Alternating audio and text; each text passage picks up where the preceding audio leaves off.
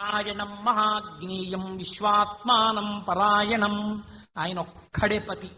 అందుకే సత్యనారాయణ స్వామి వారు గండు మీసాలు పెట్టుకుని ఉంటాడు అన్నవరంలో. ఆయనే పురుషుడు కాబట్టి. అటువంటి పురుషుణ్ణి చేరాలి మనందరం. కానీ భర్తని ఈశ్వర రూపంలో సేవిస్తే తప్పులేదు, మహాపుణ్యం, అంతకన్నా పుణ్యం లేదు. కానీ ఈయనే నాకు రక్షకుడు, ఈయన నా పతి అని అసలు పతిని ఈశ్వర స్వరూపంగా భర్తని చూడ్డం మానేసి భర్త యందు భర్త భావనతో మాత్రమే చెలించినటువంటి వారు అసలు పతిని విడిచిపెట్టి వేరొకరిని పతిగా చెప్పినటువంటి వ్యభిచార దోషం పట్టలేదా? యోమే భక్తాస్సమే గురు తం నిత్యం అనురక్తాస్మి యథారూపాం సువర్చల అని సీతమ్మలా అనగలిగితే నువ్వు పతివ్రతవయ్యావు. ఆనాడు నువ్వు ఈశ్వరుణ్ణి చేరుకోగలుగుతున్నావు. మరి మగవాడికి ఎలా వస్తుందండి ఈ దోషం అని మీరు నన్ను అడగచ్చు. యవ్వనమంకురించగనెమది అన్యులనిట్టులను ఆశ్రయించుటలో పరమ పావనులంచు పరిపాలకులను నుతియించుటెట్టులో జీవికి విత్తమే భువిని సాధనమంచు అదెట్లు కూర్చుటో ఎయ్యది ఏది దారి అని ఎంచుచు పుచ్చితినయ్య శంకర. యవ్వనం వచ్చిన దగ్గర నుంచి డబ్బు పిచ్చి. ఎలా సంపాదిద్దాం, ఎలా సంపాదించాలంటే అక్కడ ఉద్యోగంలో కుదురుకుంటాడు. ఇంకా ప్రతి పనికి మాలిన వాణ్ణి కూడా ఆఫీసర్ గారి దగ్గరికి వెళ్ళి ఎంతవరకు అవసరమో అంతవరకు పొగిడి మాట్లాడిన వాడు దోషభూయిష్టం కాదు. అదే పనిగా ఆయనని ఆశ్రయించి తానొక రూపాయి సంపాదించుకోవచ్చు అన్న ఉద్దేశ్యంతో పరమ పావనులంచు పరిపాలకులను నుతియించుటెట్టులో నీ వాక్కు చేత ఈశ్వరుణ్ణి స్తోత్రం చెయ్యవలసినటువంటి వాడివి నీ ఆఫీస్ హెడ్ని లేకపోతే నీకెవడో ప్రయోజనం చేసేవాణ్ణి ప్రతి పనికి మాలిన వాణ్ణి పట్టుకుని అదే పనిగా ఇంకా స్తోత్రం చేయడమే ప్రయోజనంగా పెట్టుకుని రోజు కూర్చోవడం, ఒక అరగంట ఆయన్ని స్తోత్రం చేస్తూ ఉండడం. ఆయన్ని పాడు చేస్తున్నావు, నువ్వు పాడైపోతున్నావు. ఈ స్తోత్రం ఈశ్వరుణ్ణి చెయ్యి. ఎంతవరకు అవసరమో అంతవరకు ఆయన గురించి చెప్పు. అయా మీరు ఉదారులు, నాకు ఫలానాలు ఇవి ఇచ్చారు, చాలా సంతోషం. వెల్, అక్కడి వరకు బాగుంది. ఎందుకు అయినమానికి కాంద్యానికి స్తోత్రాలు ఎందుకు అంటే నీ స్వార్థము చేత నీ స్తోత్రమంతా ఎవరి వైపుకి వెళ్ళింది? నీ ప్రయోజనాన్ని ఎవరు ఇస్తున్నారనుకుంటున్నావో వాళ్ళని పొగడడానికి నువ్వు అలవాటు పడ్డావు.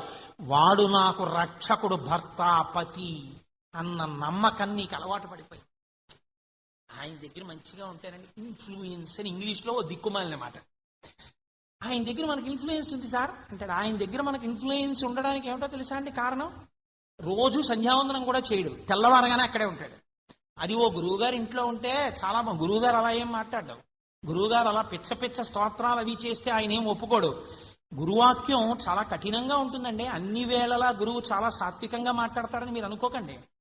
మారీచుడు చెప్పేశాడు రామాయణంలో, సులభా పురుషారాజన్ సతతం ప్రియవాదిన అప్రియస్యతు పథ్యస్య వక్త శ్రోతా చ దుర్లభ.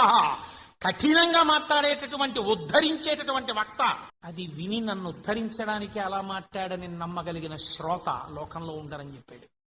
పొగిడేవాళ్ళు, నిన్ను గోతిలో తోసేవాళ్ళు చాలా మంది లోకంలో ఉంటారు. రా సులభా పురుషారాజన్ సతతం ప్రియవాదిన అంటాడు.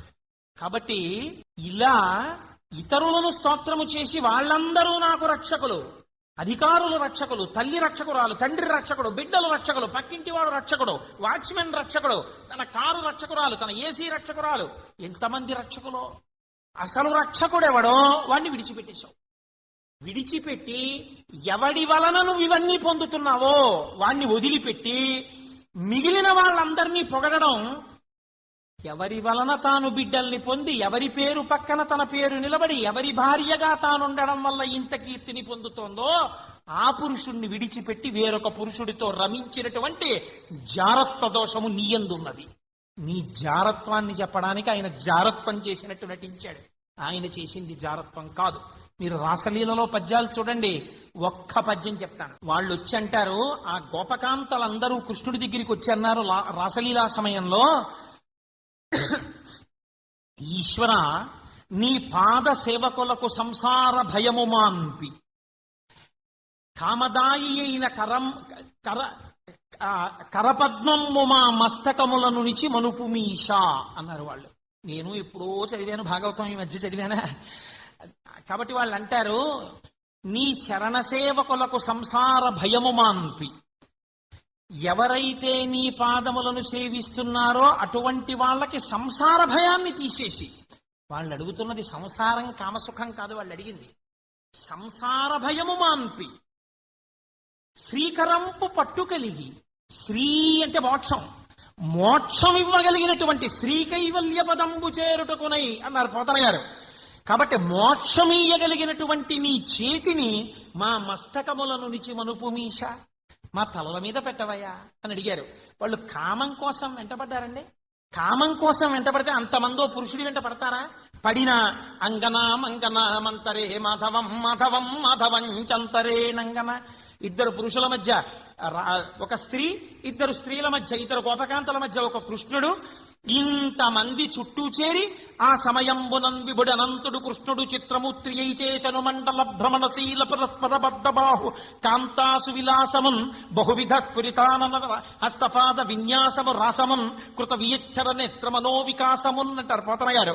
మండల భ్రమణశీల పరస్పర బద్ధబాహు కాంతాసు విలాసమున్, ఇలా మండలాకారంగా చేతులు చేతులు పట్టుకుని ఆడినది రాసలీల. అంటే జీవాత్మ పరమాత్మల యొక్క ఐక్యత, ఐక్యమై తనలో తాను పొందినటువంటి గొప్ప ఆనందము. అంతర్ముఖ సమారాధ్య బహిర్ముఖ సుదుర్లభ. ఇన్నాళ్లు బయట దొరికింది, ఇప్పుడు వాళ్ళకి ఆంతరమునందు దొరికింది. కృష్ అంటే నిరతిశయ ఆనందము. అటువంటి ఆనందాన్ని వాళ్ళు పొందితే, అటువంటి ఆనందాన్ని ఈశ్వరుడు కటాక్షిస్తే, వాళ్ళకి మోక్షం ఇస్తే, నీకు అర్థం కాదని రాసలీలగా చెప్తే అర్థం చేసుకోవడం చేతకాక కృష్ణుడిని పట్టుకుని జారుడని నువ్వు పిలుస్తావా? నువ్వు పాపం మూట కట్టుకుంటున్నావా? ఈ సనాతన ధర్మమునందు పుట్టి నువ్వు రహస్యాన్ని తెలుసుకుంటున్నావా? ఈశ్వర తాను జారత్వము చేసినది కాకుండా మాట మాట్లాడితే కృష్ణుడి పేరు మీద పెట్టడం, ప్రతి పనికి మాలిన వాడు తప్పు పనులు చేస్తే ఇంట్లో రామయ్య వీధిలో కృష్ణయ్య అంటే పనికి మాలిన వాళ్ళందరికీ ఈ రెండు పేర్లు పెట్టుకుంటూ ఉండడం. ఏమిటి నువ్వు నేర్చుకుంటున్నది? ఏమిటి నువ్వు చేస్తున్నది? ఇది ఎండగట్టాడు లీలాశుకుడు. భవనం భువనం విలాసిని శ్రీ తనయ స్థానరసాసన స్మరశ్చ పరిచార పరంపరా సురేంద్రాస్తదపి తచ్చరితం విభో విచిత్రం. ఎంత ఆశ్చర్యకరమైన చరిత్రయా స్వామి! మమ్మల్ని ఉద్ధరించడానికి మా కోసమని నువ్వు చేశావా ఈ లీలలో? నువ్వు పేరు పడ్డావా? ఎంత గొప్ప బిరుదులు సంపాదించుకున్నాడండి నిజంగా కృష్ణావతారంలో. లోకమంతా ఏ రెండు పనులతో పిలవబడడానికి కొంచెం చిన్నతనం అనుకుంటుందో ఆ రెండు తనకి గొప్పవని పెట్టుకున్నాడు ఆయన. ఒకటి పాండవ దూత. దూత అంటే ఇక్కడ తీసుకెళ్లి అక్కడ చెప్తూ ఉండడం. ఆ పని చేయడానికి ఎవరు ఇష్టపడరు కాబట్టి పాండవ దూత. రెండవది పార్థ సారథి, కృష్ణుడికి సారథి, డ్రైవర్. ఈ రెండు పోస్టులు ఆయన చేశాడు. కానీ చిట్ట చివర చెప్పేశాడు రహస్యాన్ని. ఎత్ర యోగేశ్వర కృష్ణో ఎత్ర పార్థో ధనుర్ధర తత్ర శ్రీర్విజయో భూతిర్ధ్రువా నీతిర్మతిర్మమ. నీ జీవన రథాన్ని కృష్ణుడు నడిపి నువ్వు లోపల కూర్చుంటే అన్నీ నీకు అబ్బుతాయి. నీ రథాన్ని నువ్వే నడుపుకుంటే పాడైపోతావు. ఇది చెప్పడానికి ఈశ్వరా నువ్వు చేశావు తప్ప ఈ లీలలు నీకెందుకయ్యా, నీకేం లోటు అని ఈశ్వరుడికి ఉన్నవి చెప్పి తాను కఠినంగా మాట్లాడకుండా భాగవతాన్నంతటినీ అర్థం చేసుకుని ఈశ్వరుడి కారుణ్యానికి ముగ్ధుడైపోయి తచ్చరితం విభో విచిత్రం అంటాడు మహానుభావుడు లీలాశుకుడు. మంగళాశాసన పరై మదాచార్య పురోగమై సర్వైశ్చ పూర్వైరాచార్యై సత్కృపాయాస్తు మంగళం. మంగళం కోసలేంద్రాయ మహనీయ గుణాత్మనే చక్రవర్తి తనూజాయ సర్వభౌమాయ మంగళం. ఉమాకాంతాయ కాంతాయ కామితార్థప్రదాయిని శ్రీగిరీశాయ దేవాయ మలినాథాయ మంగళం. కరచరణ కృతం వా కర్మ భక్కార్యం వా శ్రవణనైనజం వా మానసం వాపరాధం విహితమవిహితం వా సర్వమేత్తక్షమస్వ. శివ శివ కరుణాబ్ధే శ్రీ మహాదేవ శంభో. సర్వం శ్రీ ఉమామహేశ్వర పరబ్రహ్మార్పణమస్తు. స్వస్తి.